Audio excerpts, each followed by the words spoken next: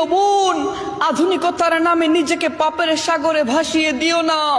জিনুকের মধ্যে লুকানো সেই মুক্ত হওয়াটাই তোমাকে মানায়। নিজেকে প্রদর্শন নয়, পর্দায় আবৃত করতে শেখো। এটাই মা ফাতেমা খাতুনে জান্নাত, মা ফাতেমার আদর্শ।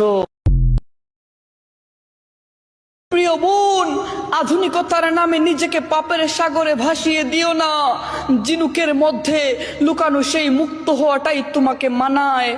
নিজেকে প্রদর্শন নয়, পর্দায় আবৃত করতে শেখো। এটাই মা ফাতেমা খাতুনে জান্নাত, মা ফাতেমার আদর্শ।